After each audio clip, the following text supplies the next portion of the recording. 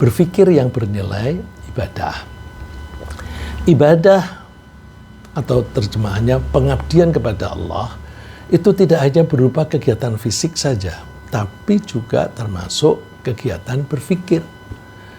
Bahkan kegiatan berpikir yang membantu kita mengenal Allah dengan lebih baik itu bisa bernilai lebih besar daripada kegiatan ibadah ritual. Kalau saya mengatakan mengenali Allah, berpikir untuk mengenali Allah itu nilainya lebih besar. Kita seringkali menyebut nilai itu pahala. Ya. Pahalanya lebih besar dibanding dengan kegiatan ritual. Karena apa? Kalau kita bisa mengenali Allah dengan lebih baik, maka kita akan menangkap kasih sayang Allah di situ, menangkap kebijaksanaan Allah dari situ, lalu di hati kita muncul rasa cinta kepada Allah. Wah, Allah itu hebat, Allah itu memang sayang kepada kita. Nah, terus dengan kita mencintai Allah dan kita memahami tujuan Allah, lalu kita bersyukur. Karena kita bersyukur, kita bisa menerima apapun yang sudah diciptakan oleh Allah. Ya, ridho kepada Allah. Kalau kita ridho dan bersyukur, maka ketika kita beribadah, kita itu beribadah itu dengan penghayatan yang benar, ya, dengan penghayatan yang mendalam, bahwa kita itu berhadapan dengan Allah yang Maha Kuasa, yang Maha Adil, yang Maha Pengasih dan sebagainya. Berpikir tentang ciptaan Allah itu juga bisa membuat kita mengetahui kesalahan-kesalahan kita.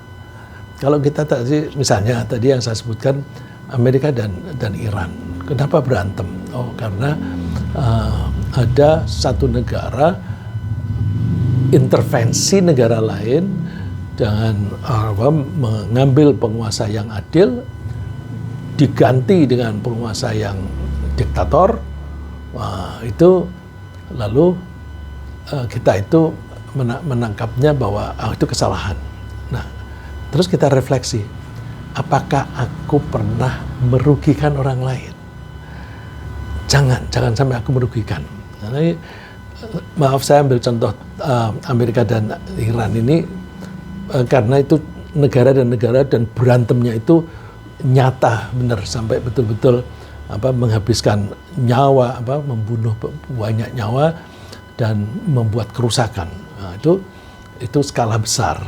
Kita refleksi skala kecil untuk urusan kita. Jangan pernah kita menyakiti orang lain.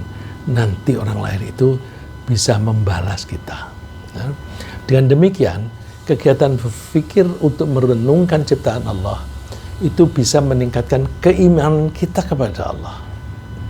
Namun kita sadari bahwa biasanya kita itu hanya mau berpikir tentang sesuatu kalau kita menganggap sesuatu itu berharga.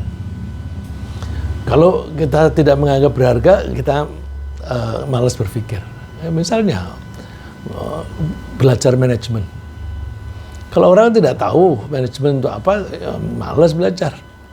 Ini aja yang konkret-konkret mengenai kealaman atau mengenai perilaku benda, belajar fisika. Terus manajemen itu apa, abstrak misalnya. Tapi bagi orang yang memahami tentang manajemen, manajemen itu penting. Kamu nggak bisa berbisnis kalau tidak bisa mengelola dengan baik dan sebagainya. Itu lalu terus kalau menganggap bahwa manajemen itu lebih penting daripada ilmu teknis, teknologi apapun.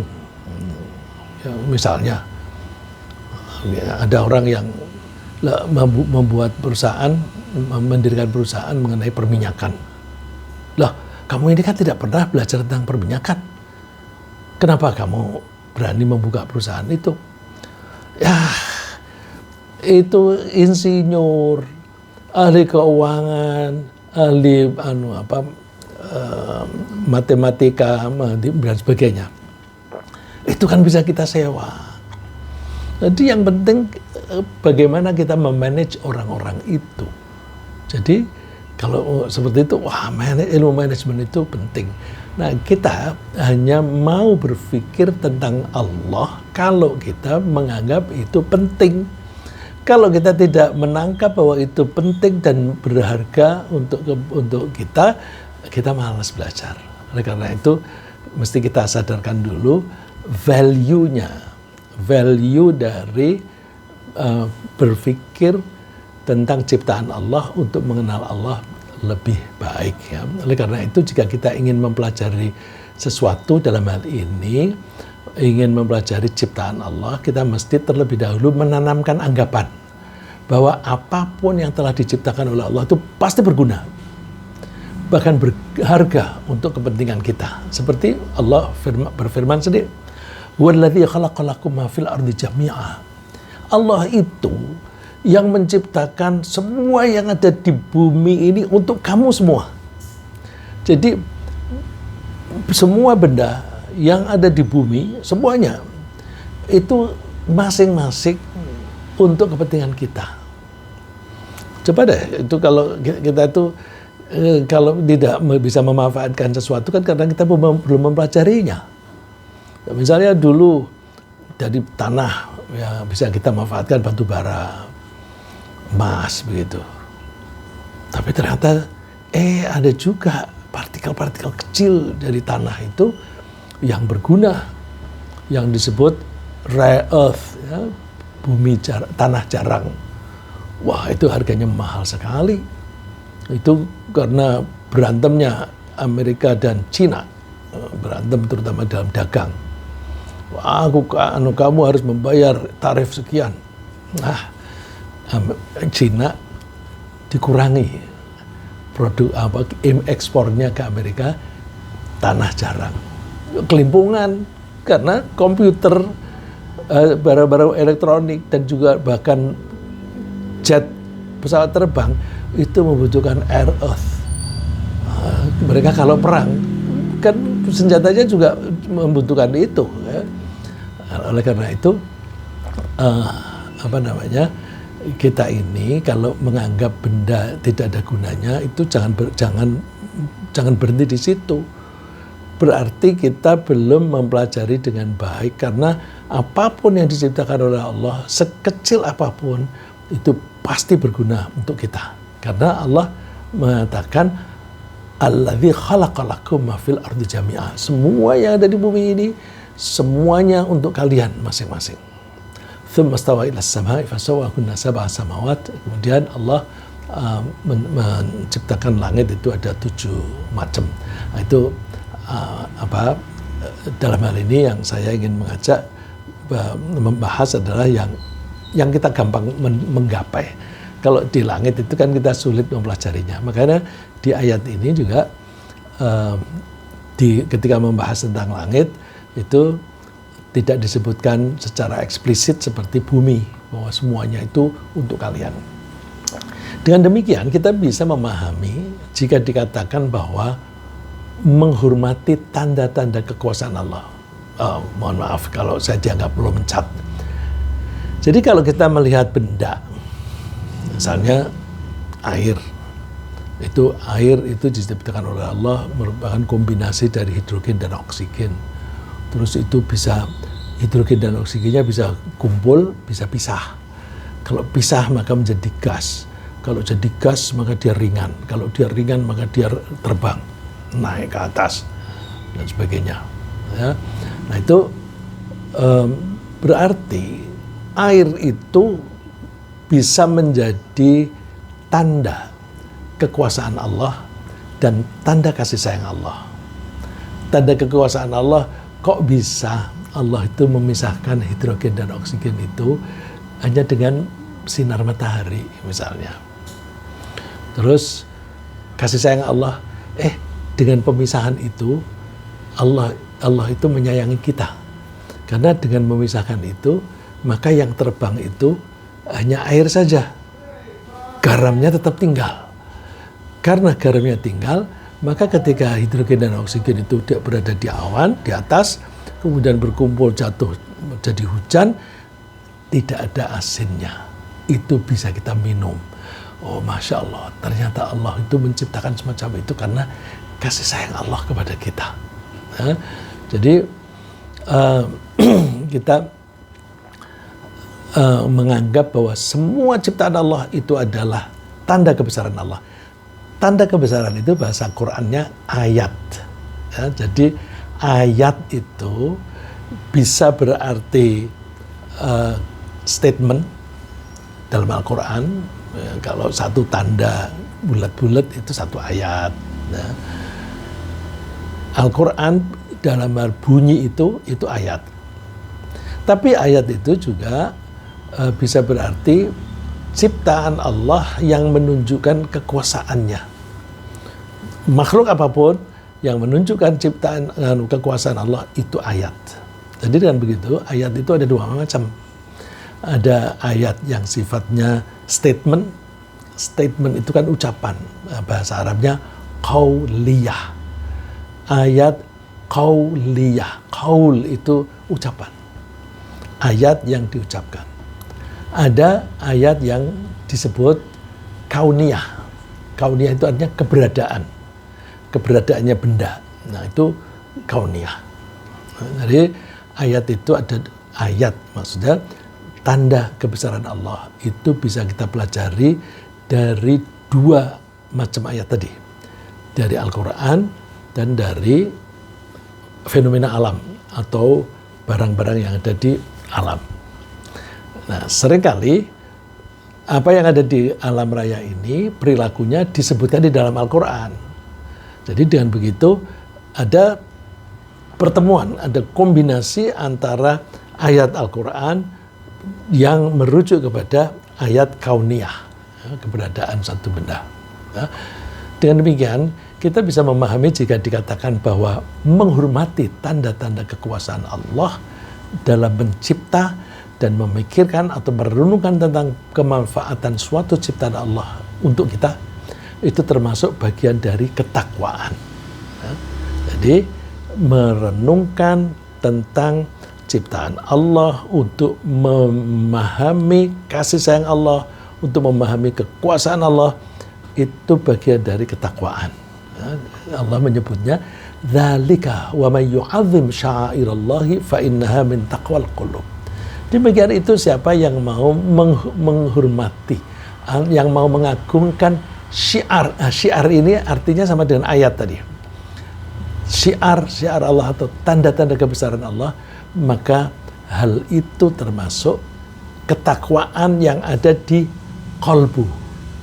Kolbu, saya pernah menyebutnya, saya pernah menyinggungnya, bahwa kolbu itu seringkali kita menerjemahkannya hati. Tapi di dalam Al-Quran, kolbu itu menunjukkan sistem berpikir. Sistem berpikir itu melibatkan secara biologis, melibatkan otak. Ya. Prosesnya itu ada di otak.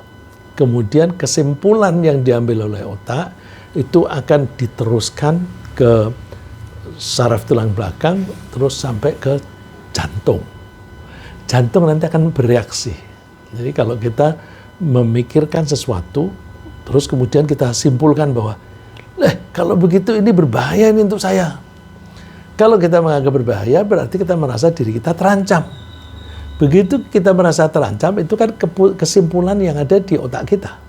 Begitu kita mengatakan bahwa itu mengancam, hati kita deg-degan.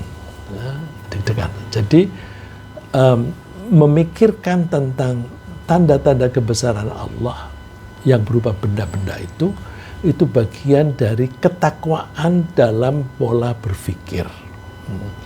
Jadi takwa itu tidak hanya fisik. Kadang-kadang orang itu bertakwa hanya fisiknya saja, tetapi pikirannya tidak dipakai untuk mencernanya. Nah, karena semua ciptaan Allah yang manapun itu menunjukkan kekuasaan, kebesaran, dan sekaligus kasih sayang Allah, maka benda atau kejadian yang manapun di langit dan di bumi bisa kita sebut sebagai ayat Allah. Jadi apapun, ya, besar atau kecil, di langit atau di bumi, itu adalah ayat Allah. Yang sering kita sebut tadi ayat kauniyah. Keberadaan langit misalnya, ya kita ambil contoh langit secara menyeluruh, itu menunjukkan kekuasaan Allah yang luar biasa. Karena Allah bisa menciptakan langit yang sangat luas. Kita tidak tahu batasnya sampai di mana itu. Sehingga karena kita nggak mampu mikir, kita bilangnya tak terhingga. Tak terhingga oleh pikiranku. Pikiranku tidak bisa menghingga, tidak bisa mengukur sampai sejauh mana. Ya. Jadi Allah bisa menciptakan langit yang luasnya itu luar biasa tanpa tiang. Udah begitu, di situ diisi dengan benda-benda berupa planet-planet tanpa gantungan. Jadi kalau kita pasang lampu di atas kita, mesti ada gantungannya. Atau ada tiangnya. Kalau nggak bisa. Tapi Allah memasang lampu. Ya, lampu besar, matahari. Mana tiangnya? Mana gantungannya? Nggak ada. Ya.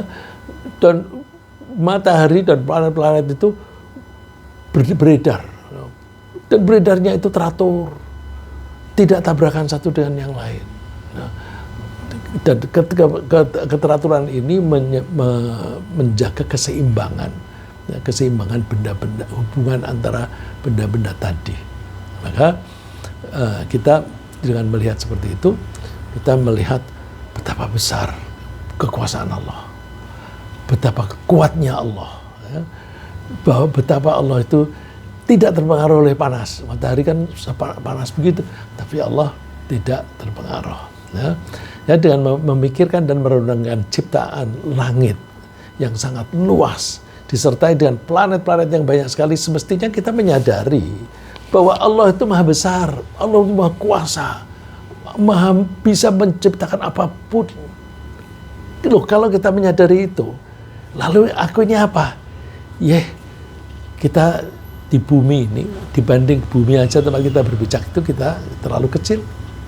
Ya, kalau kita lihat peta itu Google Earth begitu, bumi kita lihat misalnya di kampung kita, oh ini rumahku nih, rumah itu kan lebih besar daripada di badan kita. Terus begitu kita perluas cakupannya, makin kecil, bahkan buminya pun juga kecil. Oh, betapa kecilnya saya ini di hadapan Allah. Nah, itu mestinya menimbulkan respect kepada Allah, dan kemudian kita tunduk patuh kepada Allah. Aku hidup sangat bergantung kepada Allah Ta'ala. Nah, Allah menyatakan itu di surat Ar-Ra'd. Allahul ladzi rafa'as samawati bighairi 'amadin tarawnaha. Allah lah yang membuat langit itu di atas, mengangkat langit atau membuat di atas tanpa tiang yang kamu lihat. Mana, nggak ada lihatnya, nggak ada tiangnya. Tsumma stawa 'alal 'arsy. Kemudian Allah menyempurnakan penciptaan arasy. Dan Allah itu wasakhkhara asy-syamsa wal qamar. Allah itu mengelola, memanage, mengkontrol, ya, matahari dan bulan. Artinya semua planet-planet, mulai dari planet yang inti sebagai matahari maupun planet yang berupa satelit seperti bulan. Kullu yajri ila ajalin musamma. Semuanya itu berjalan mengikuti jadwal mereka. Ya, jadwal mereka sekarang ini kalau bulan Juni begini, matahari itu ada di utara. Nah, itu buminya berputar, berrevolusi, tapi juga berrotasi. Nah, di samping berrotasi juga ada bergeser-geser. Sehingga kita melihatnya matahari kadang-kadang di sebelah utara, kadang-kadang di sebelah selatan. Terus Allah membuat pada bulan Juni ini matahari itu menurut pengamatan kita berada di utara. Karena di utara berarti daerah Eropa, Jepang, Rusia, dan sebagainya itu panas. Sedangkan di Australia dingin. Nah, itu kenapa kok begitu? Ternyata itu supaya ada pergantian musim. Nah, pergantian musim itu menyebabkan ada pohon-pohon yang subur ketika musim panas, ada yang bertahan ketika musim dingin dan sebagainya. Apalagi kalau yang di daerah tropis itu evergreen, selalu hijau, supaya buah yang bisa kita makan itu bervariasi. Kita itu butuh vitamin, butuh mineral, butuh karbohidrat. Itu semuanya dari tanaman, ya, dari tanaman itu. Kalau tidak ada pergeseran matahari, ya, menurut pengamatan kita, itu bergeseran ke utara dan ke selatan, kita tidak akan mempunyai bermacam-macam buah itu yang semuanya kita butuhkan. Oh, jadi Allah membuat begitu itu ternyata untuk kebaikan kita. Yudabbirul amr. Allah lah yang mengelola, yang yudabbir itu memanage, ya, mengatur. Allah lah yang mengatur semuanya. Yufassilul ayati la'allakum biliqa'i rabbikum tuqinun. Allah itu menguraikan tanda-tanda kebesarannya. Berarti kan ini ayat. Allah menguraikan ayatnya. Ayat ini setelah Allah menyebut kejadian-kejadian alam. Berarti bacaannya ini sendiri adalah ayat-ayat qauliyah. Isinya, uraian itu adalah tentang makhluk-makhluk yang menjadi ayatnya Allah. Ya. Supaya apa? Supaya kita sadar bahwa kita itu nanti akan bertemu dengan Allah. Kok bisa begitu? Iya, coba perhatikan. Benda apapun di bumi dan di langit itu pasti ada umurnya. Kalau semua yang ada di langit dan di bumi ada umurnya, saya ini bagian dari itu. Berarti aku ini ada umurnya. Nanti aku akan kembali menghadap kepada Allah. Nah, itu penting. Karena kalau kita menyadari bahwa kita akan habis umur kita dan kita akan menghadap Allah, kita nggak berani macam-macam karena kita nanti akan mempertanggungjawabkan. Nggak seperti Trump. Mohon maaf ini karena Trump ini fenomenal sekali itu, kejahatannya fenomenal, ya. Premanismenya itu fenomenal. Itu jadi karena apa? Dia nggak meyakini bahwa dia suatu saat akan menghadap Allah. Nah, oleh karena itu mempelajari tentang alam raya sebagai makhluknya Allah itu penting. Itu tadi bumi dan langit. Ya. Di bumi khususnya, itu juga banyak tanda-tanda kebesaran Allah. Misalnya, Allah menciptakan bermacam-macam pohon. Ada mangga, ada belimbing, ada mahoni, yang disiram dengan air yang sama, air hujan. Tapi coba, rasanya masing-masing berbeda. Mahoni pahit, mangga manis, belimbing asam, ya, belimbing uluh itu kan asam. Jadi air yang sama disiramkan kepada pohon, ada yang menghasilkan buah manis, asam, pahit, dan bahkan ada yang kombinasi. Jeruk, ya, jeruk itu rasanya gimana nih? Asam manis, manis ini, tapi ada asamnya, jadi seger. Jadi kadang-kadang kita butuh gabungan rasa itu. Allah bisa itu semuanya. Nah, setelah memahami variasi pohon dan perbedaan rasa buahnya itu, mestinya kita bersyukur kepada Allah yang menyediakan kita bermacam-macam makanan dengan bermacam-macam rasa dan bermacam-macam kandungannya, yang semuanya itu kita butuhkan untuk kehidupan dan kesehatan kita. Allah berfirman, wa fil ardi qita'un mutajawirat. Di bumi ini terdapat bagian-bagian potongan-potongan tanah, tidak dipotong-potong sih. Ada bagian-bagian tanah yang berdampingan, satu dengan yang lain berdampingan. Wa jannatun min anab, ada kebun si anab itu anggur dan sayur-sayuran, terus si kurma. Ada yang merambat harus pakai jenjang-jenjang, ada yang tidak. Yusqa bima'i wahid, semuanya itu disiram dengan air yang sama, air hujan.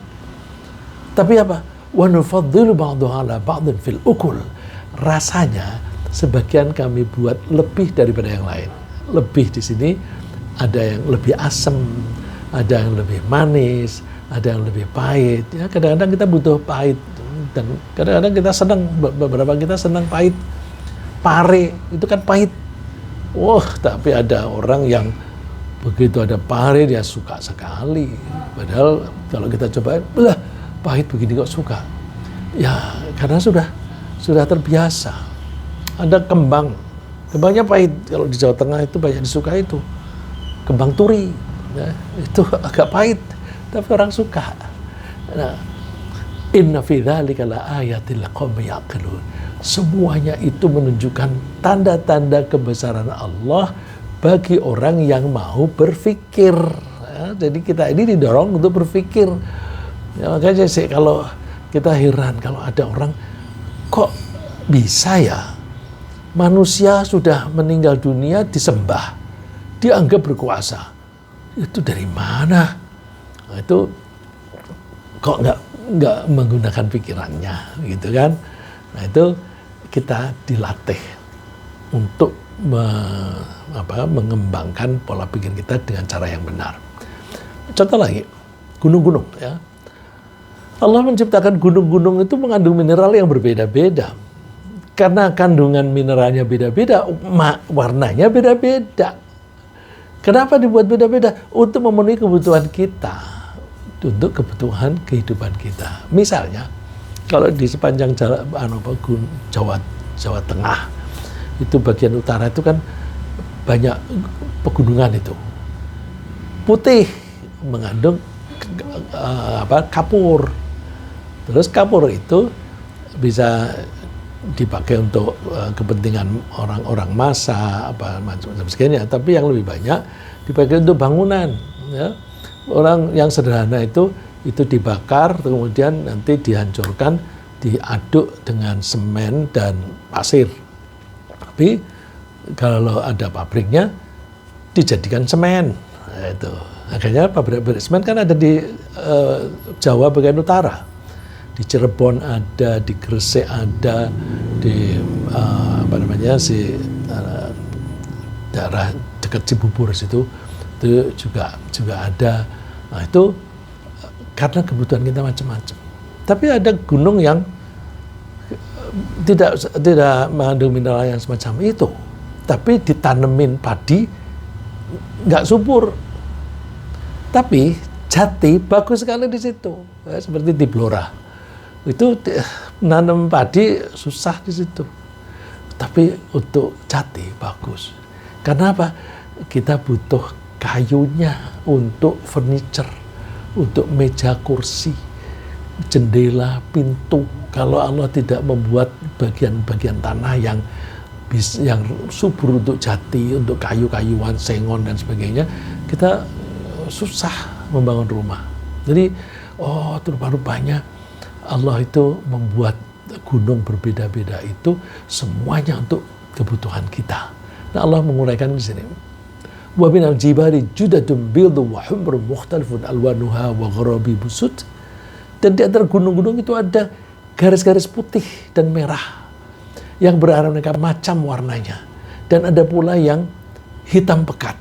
Nah, hitam pekat itu kan granit itu kan hitam pekat. Nah, hitam pekat itu marmer yang sudah tua, yang masih muda itu biasanya putih. Seperti kita di Jawa Timur itu ada gunung yang mengandung marmer. Itu diambil batu besar begitu, terus digergaji. Ya, saya pernah melihat bagaimana cara menggergaji marmer yang lebar atau yang kecil-kecil itu. Oh ternyata cara menggergajinya begitu gitu. Ya. Ini ada gambar yang ada ini di Cina dan di Peru. Kalau di Cina itu banyak, ya, 500 km persegi pegunungan di sana di Cina. Kalau di Peru hanya ada di satu tempat. Nah ini untuk menunjukkan kekayaan Allah. Ya. Kemudian dalam diri kita sendiri banyak sekali. Ya, pada diri kita ini juga banyak tanda-tanda kebesaran Allah. Misalnya, Allah membuat kita dengan warna kulit yang indah, dengan bermacam-macam warna. Warna apapun indah. Ya, saya pernah di Zimbabwe sana, terus ada acaranya itu makan malam di tengah hutan. Di tengah hutan, Masya Allah. Ini ada tamu presiden dari Indonesia, terus hidangannya itu di tengah hutan, ya tentu dengan fasilitas mereka ya. Nah, itu saya mencoba melihat ini manusia di sini kulitnya hitam pekat, yang putih hanya giginya dan bola matanya yang bagian luar, ya, bukan pupilnya. Terus saya mencoba melihat rambutnya begitu keriting. Indah juga ya. Indah juga.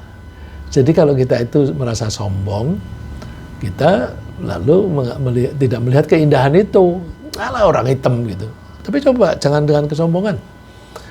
Berangkat dari apresiasi kepada Allah. Jadi Allah membuat yang warnanya begini, pasti indah.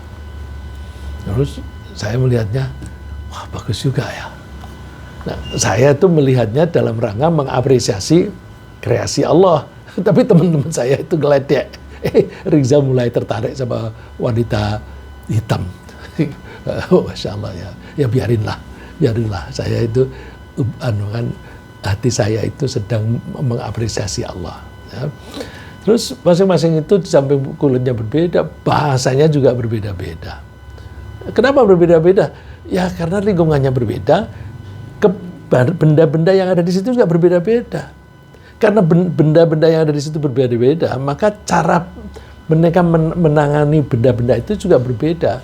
Misalnya ada emas, terus cara mengambilnya bagaimana? Ada yang manual di sungai atau dilubangi tanahnya itu pegunungan, terus panning dan sebagainya. Ada yang dengan cara teknologi. Nah, itu kan sesuai dengan kondisi setempat. Karena mereka miskin, tidak punya alat, ya udah pakai manual. Terus ini ada duit banyak, bikin pabrik begitu. Nah, perbedaan ini itu bisa menyebabkan, bisa mendorong kita untuk tukar-menukar informasi. Oh, caranya jangan begitu, begini aja, ini lebih bagus. Nah, tukar-menukar informasi ini menumbuhkan ilmu pengetahuan dan teknologi. Jadi, perbedaan-perbedaan itu harus kita pakai sebagai hikmah. Karena masing-masing orang di daerah yang berbeda itu menangani misalnya manufacturing-nya itu dengan cara berbeda, terus kita bisa melihat, kalau begitu kita bisa meniru itu yang lebih efisien. Ya, seperti kita perhatikan Amerika mengaku teknologinya tinggi, terus negara-negara lain, terutama Cina, ribuan orang setiap tahun itu diberangkatkan ke sana dikasih beasiswa, tapi harus pulang di rumah, di kampung halamannya sendiri dibikinkan pabrik yang serupa tapi dengan modifikasi. Ternyata mereka bisa memproduksi yang hampir sama kualitasnya tetapi harganya lebih murah. Ya, seperti misalnya Tesla ya. Tesla itu mahal sekali. Mereka bikin BYD murah sehingga bisa menguasai pasar di dunia. Nah, ini dan exchange of views, exchange of experiences, exchange of technology. Ya. Semua itu memungkinkan percepatan kemajuan ilmu dan teknologi melalui tukar-menukar pengalaman. Allah menyebutnya, wa min ayati khalqus samawati wal ardi wa ikhtilafu alsinatikum wa alwanikum. Termasuk tanda kebesaran Allah adalah bahwa Allah menciptakan langit dan bumi dan bahasamu berbeda-beda. Warnamu berbeda-beda. Nah, perbedaan-perbedaan ini yang disebutkan oleh Allah bahasa dan warna. Tapi kita menangkapnya, skill kita juga berbeda-beda. Keterampilan kita berbeda-beda dan sebagainya.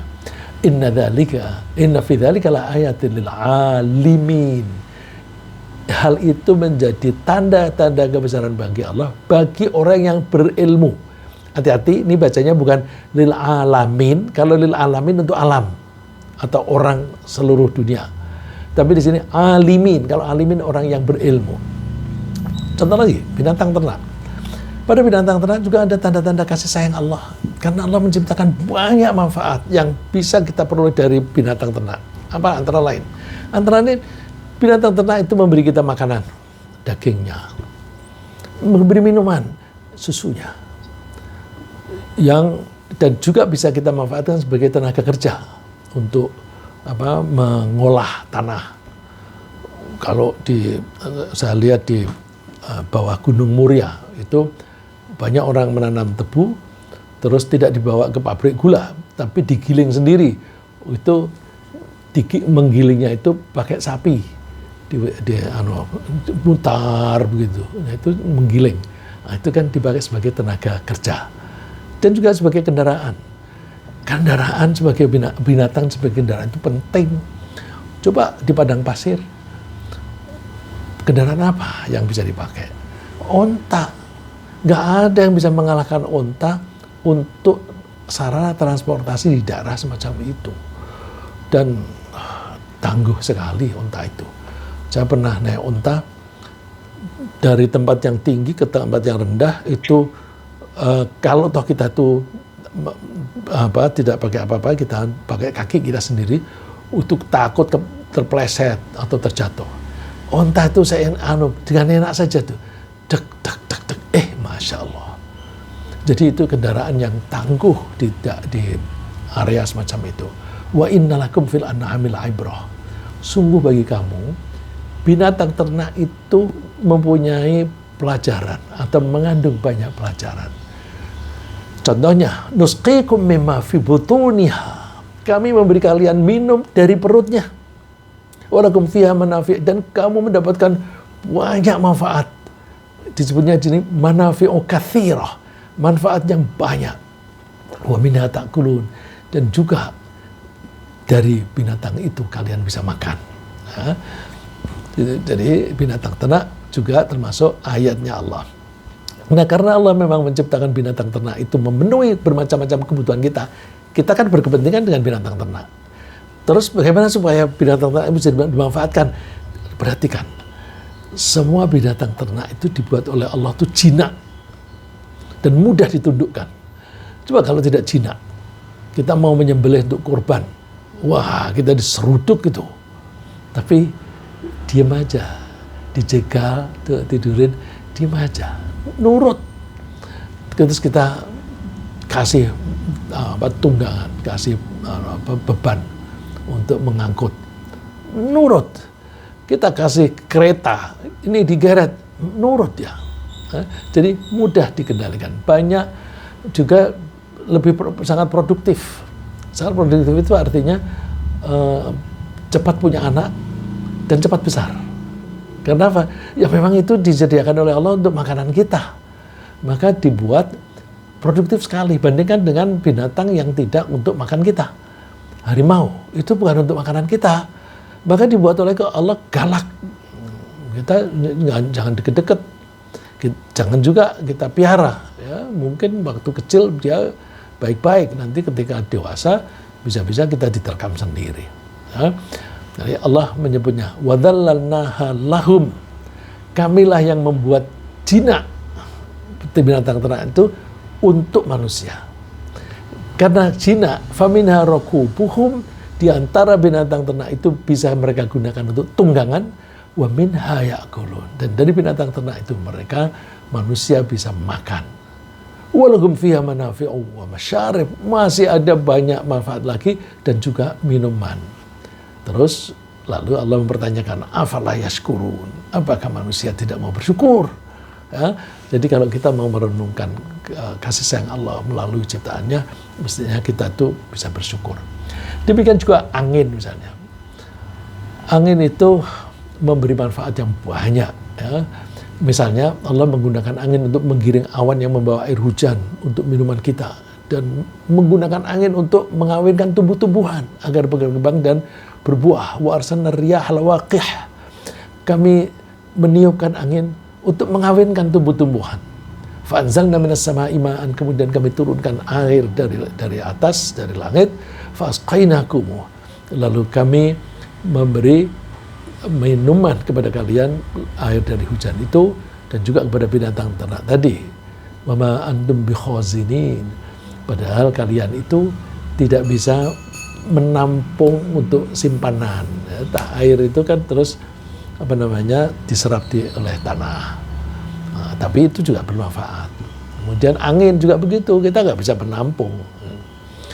Terus dari beberapa contoh tersebut kita bisa mengambil pelajaran bahwa mengamati, memikirkan dan merenungkan kemanfaatan ciptaan Allah itu bisa memperkuat iman kita, iman kepada Allah.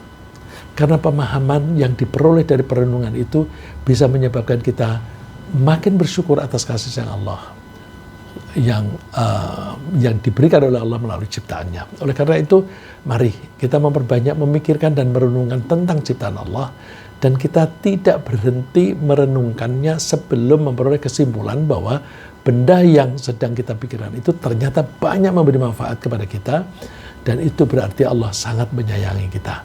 Namun supaya kita bisa seperti itu, sebelum kita memikirkan tentang ciptaan Allah itu, kita kontak dulu dengan Allah, komunikasi dulu dengan Allah. Misalnya kita mau menyelidiki tentang pasir. Ya Allah, Engkaulah yang menciptakan pasir ini. Dan menurut informasi darimu di Al-Quran, semua yang ada di bumi itu bermanfaat untuk kami. Kami ingin melihat apa saja manfaat yang bisa kami peroleh dari pasir ini. Terus kalau kita berangkatnya dari Allah, maka pengetahuan kita tentang kealaman itu akan makin memperkuat iman kita. Tapi kalau kita belajar tanpa didasari dengan zikir, ingat kepada Allah, tanpa didasari dengan iman, itu makin kita pintar tentang fisika misalnya, kita bisa makin jauh dari Allah. Karena kesimpulannya bisa, itu memang benda itu kelakuannya begitu, itu dengan sendirinya. Dengan sendirinya, nggak mungkin. Ya. Terus orang yang mau berpikir semacam itu dipuji oleh Allah sebagai ulul albab. Ulul albab itu ya orang yang mempunyai pikiran sehat dan mau memanfaatkan akal sehatnya itu untuk memikirkan tentang kekuasaan Allah. Inna fi khalqis samawati wal ardi wa ikhtilafil laili wan nahari la ayatin lil albab. Semua yang ada, semua ciptaan Allah di langit dan bumi, dan perbedaan antara siang dan malam, itu semua adalah tanda-tanda kebesaran Allah. La ayat, ya, ayat tanda kebesaran Allah bagi orang yang mempunyai akal sehat, ulul albab. Siapa itu? Alladzina yadhkurunallaha qiyaman wa qu'udan wa 'ala junubihim. Mereka yang mau selalu ingat kepada Allah, baik mereka berdiri, duduk-duduk ataupun tidur-tiduran. Wa yatafakkaruna fi khalqis samawati wal ardh, mau memikirkan tentang penciptaan Allah terhadap apapun yang ada di langit dan di bumi. Jadi ayat ini menunjukkan bahwa kita mesti zikir dulu, ingat dulu kepada Allah bahwa ini adalah diciptakan oleh Allah, pasti tujuannya baik, dan terus kita renungkan. Kita jangan berhenti merenungkan sampai dengan kita mengambil kesimpulan, Rabbana ma khalaqta hadza batila. Tuhan, ternyata Engkau menciptakan ini tidak sia-sia. Subhanaka faqina adzabannar, maha suci Engkau, maka jagalah kami dari neraka. Maha suci dari apa? Dari kekurangan. Kalau Allah menciptakan benda tidak ada tujuannya, tidak bermanfaat, itu kan berarti Allah kurang pinter. Itu subhanak, Allah maha suci. Allah itu bijaksana, pandai dan sebagainya. Ringkasnya apa yang kita bahas pagi ini adalah bahwa Allah menciptakan alam raya semuanya untuk kita manusia. Merenungkan kegiatan satuan manapun dari alam raya itu merupakan bagian dari takwa. Kita dianjurkan untuk merenungkan tentang penciptaan Allah, tentang makhluk antara lain langit, bumi, gunung, binatang, angin, dan bahasa. Dan Allah memuji orang yang mau merenungkan ciptaannya sebagai ulul albab. Semoga Allah menjadikan kita sebagai hamba-hambanya yang pandai bersyukur atas penciptaan alam raya untuk kepentingan kita.